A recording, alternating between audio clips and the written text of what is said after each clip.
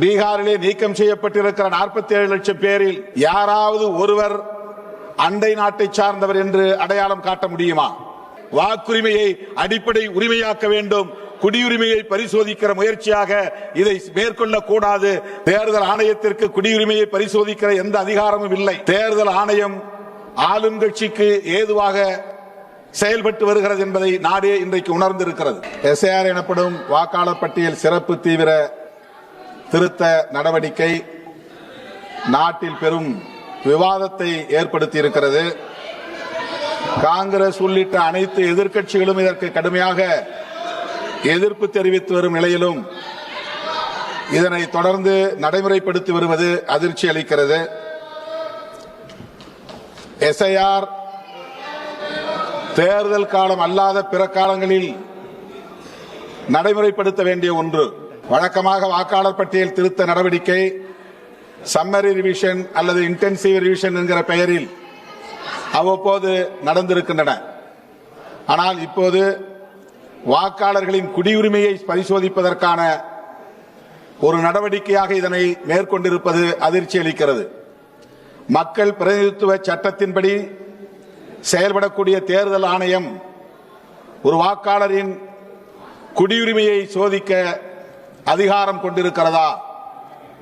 அதிகார வரம்பை மீறி தேர்தல் ஆணையம் இப்படி செயல்படுவது அரசமைப்பு சட்டத்திற்கு எதிரானதாகும். வாக்குரிமையை பறிப்பது மட்டுமில்லாமல் இந்த மண்ணின் மைந்தர்களின் குடியுரிமையை பறிக்கிற முயற்சியாக இது அமைந்திருக்கிறது.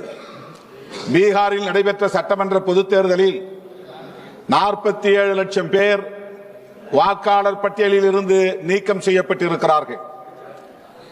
அண்டை நாடுகளில் இருந்து ஊடுருவி வரக்கூடியவர்களுக்கு வாக்குரிமையை அளிக்கக்கூடாது என்கிற அடிப்படையில் இந்த நடவடிக்கை மேற்கொள்ளப்படுவதாக ஆளும் கட்சி தரப்பிலும் தேர்தல் ஆணையத்தின் தரப்பிலும் சொல்லப்படுகிறது. ஆனால் பீகாரிலே நீக்கம் செய்யப்பட்டிருக்கிற 47 லட்சம் பேரில் யாராவது ஒருவர் அண்டை நாட்டை சார்ந்தவர் என்று அடையாளம் காட்ட முடியுமா? வாக்காளர் பட்டியலில் இருந்து நீக்கம் செய்யப்பட்ட அத்தனை பேரும் இந்திய குடிமக்கள், பீகாரை சார்ந்த மண்ணின் மைந்தர்கள். ஆக இந்த நாட்டு குடிமக்களின் வாக்குரிமையை பறிப்பது மட்டுமில்லாமல் குடியுரிமையையும் பறிக்கிற முயற்சியில் இந்த அரசு ஈடுபட்டிருப்பது அதிர்ச்சி அளிக்கிறது.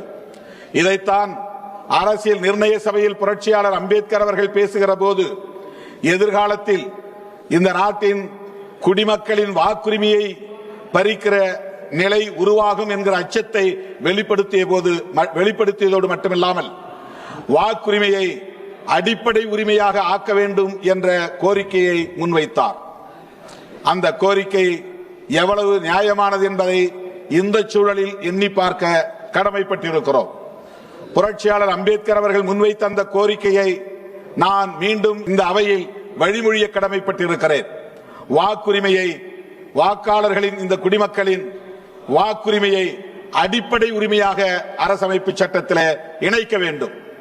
அதுதான் இன்றைக்கு மிக முக்கியமான ஒரு கோரிக்கையாக இருக்கிறது என்பதை நான் இங்கே பதிவு செய்ய விரும்புகிறேன். தேர்தல் ஜனநாயகம் நமது தேசத்தின் உயிர் மூச்சு கொள்கையாகும்.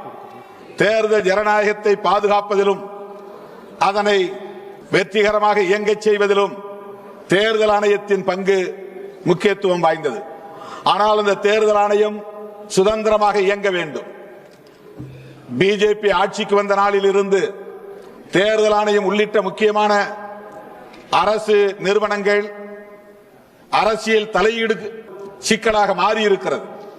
தேர்தல் ஆணையம் மட்டுமல்லாமல் புலனாய்வு நிறுவனங்கள், நீதித்துறைகள், இவை அனைத்திலும் இன்றைக்கு ஆளுங்கட்சியினரின் தலையீடு இருக்கிறது. தேர்தல் ஆணையம் ஆளும் கட்சிக்கு ஏதுவாக செயல்பட்டு வருகிறது என்பதை நாடே இன்றைக்கு உணர்ந்திருக்கிறது. இது மிகவும் ஆபத்தானது. தேர்தல் ஆணையத்திற்கு குடியுரிமையை பரிசோதிக்கிற எந்த அதிகாரமும் இல்லை.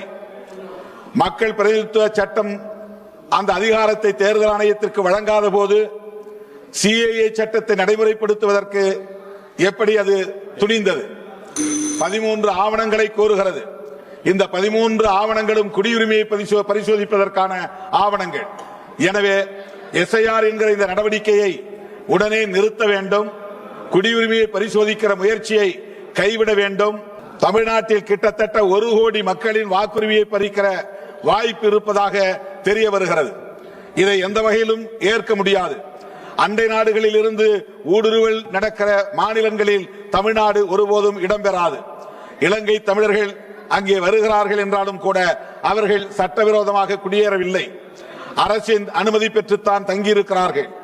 ஆகவே எந்த வகையிலும் இந்த நடவடிக்கையை ஏற்க முடியாத சூழல் உள்ளது. இதை உடனடியாக கைவிட வேண்டும். புரட்சியாளர் அம்பேத்கர் அவர்கள் முன்மொழிந்த கோரிக்கையை மீண்டும் நான் வலியுறுத்த விரும்புகிறேன்.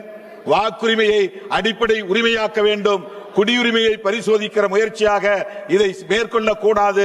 தேர்தல் ஆணையத்திற்கு அதிகாரம் இல்லை என்பதை மீண்டும் பதிவு செய்து இந்த EVM முறையை கைவிட்டு மீண்டும் வாக்குச்சீட்டு முறையை நடைமுறைக்கு கொண்டு வர வேண்டும் என்று வேண்டுகோள் விடுத்து முடிக்கிறேன். நன்றி, வணக்கம்.